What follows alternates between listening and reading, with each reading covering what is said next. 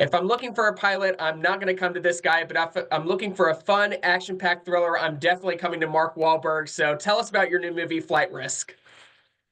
Yeah, gosh, it's the first time I played the villain in about 30 years. I mean, I definitely played anti-heroes, guys in the gray area, but this is a full-blown villain, and it was just a lot of fun. But it's the most exciting and intense suspense thriller that I've seen in quite some time.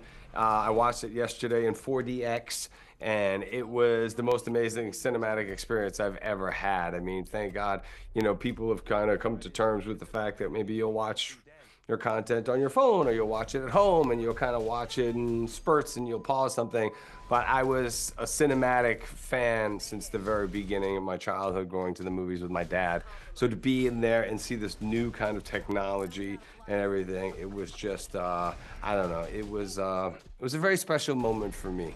Not just, I would love to go see something that I'm not in, to see something where I didn't know what was going to happen. But, cinema's always been such a big part of my life. So, but I can't wait for people to see the movie. It's edge of your seat thriller, playing a guy who is pretty out there. I was inspired by movies like The Shining and, In the Line of Fire and The Fugitive and Cape Fear, films like that where I was rooting for the bad guy, these deplorable characters. So, really excited for people to see it. So right that it needs to be seen on the biggest screen possible. It's a 90-minute thriller. People can easily sit through that these days when we have these 3-hour, 4-hour movies out, and it's on the biggest screen. Exactly. Make sure you go see it in theaters. And directed by Mel Gibson. What was it like working with him?